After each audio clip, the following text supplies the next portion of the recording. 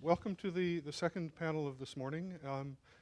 The title of this panel is Canada's Cosmopolis on the Coast with a question mark after it, which is, I want to use this as an opportunity to interrogate the whole question of the identity of the city in relationship to changing demographics and especially in relationship to immigration. This is a topic that we're all familiar with, I think, because, I would argue that this links into the discursive construction of Canadianness, or what it means to be Canadian. Just a couple of points to sort of lay the groundwork, and then I'll introduce the panel and we'll get into their presentations. I think one could make the argument that Canada is one of the few nations on the planet with a pro-immigrant policy. It differs, for example, from that of the United States, which is remarkably ambiguous in terms of its attitude toward immigrants. A second point is that immigration policy is set at the national level, but the implications play out at municipal levels. So this has a very distinct implication for how cities engage with integration or with accepting the immigrants into the structure of the city. And I think it also has implications for thinking about what integration means and what culture means. The context also is with regard to the policy prescriptions around multiculturalism, which I think which is certainly something we're going to be getting into. A couple of sort of standard points about the shape of Vancouver in regard to immigration is the major shift since the 1960s, which toward a more inclusive policy, the shift away from an exclusionary policy regime toward one that has become, the effect has been a much more Asian city, I think, and certainly that's something that was borne out in some of the figures that John was giving last night in his presentation. This has also happened over the course of a period when the city has, in a sense, been rebranded in terms of its positioning vis-a-vis globalization and in terms of its economic restructuring away from a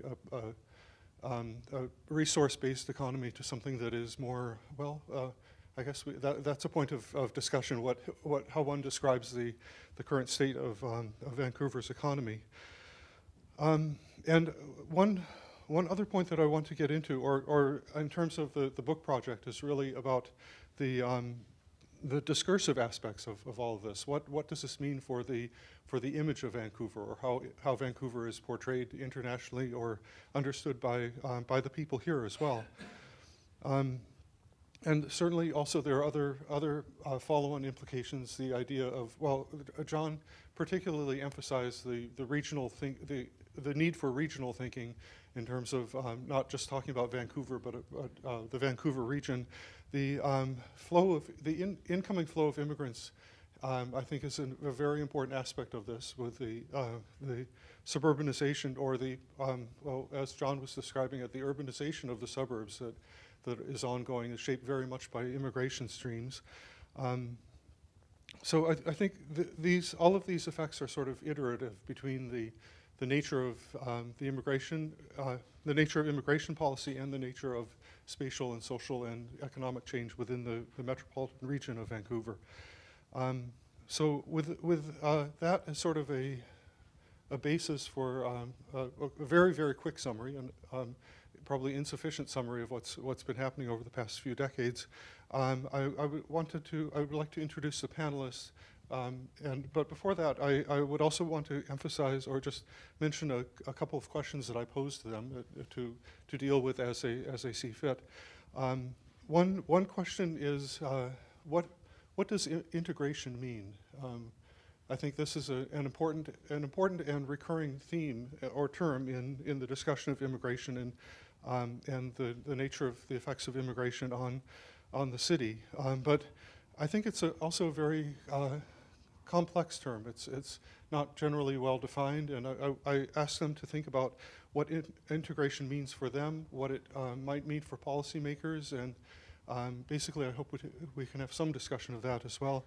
The second question I posed is what are the trends right now that you see as being important for thinking about the future of Vancouver and its region? and certainly all three of our panelists are people who've thought about the effects of immigration on the city. And the third question is, in a sense, referring back to that question mark in the title of the panel. Is Vancouver Canada's coastal cosmopolis, or is it the eastern extension of Asia into the western, into Canada's western coast, or is it both? Is it both a positioning of Canada into the world, and at the same time a cosmopolitan city on the western side of Canada, or is it neither? Are both of these discursive constructions of the city irrelevant? So with that in mind, I'd like to just quickly introduce the panelists. I think we all know each other, or well, David Lay. We'll be going in the order that we're listed in the schedule. So David Lay is a professor of geography here at UBC who's done work on immigration and its spatial effects and its housing market effects. I think he's very well known for that. Catherine Mitchell joins us from the University of Washington, just south of the border. She's her work is very well known, well, in Vancouver at least, probably, well, beyond Vancouver, I'm sure, but particularly around issues of multicultural policy as a mechanism for rebranding the city in the context of globalization. And the third panelist, Henry Yu, a native Vancouverite, is a professor of history here at UBC and is a well-known figure on the history of Asian Americans and Asian Canadians. And I think I've used up enough of the precious hour that we have, so I'll turn it over to first David, and we'll have 10-minute presentations or less, and I'll try to control that with these little cards, and so that will give us hopefully about 25 or 30 minutes for discussion at the end. So, David?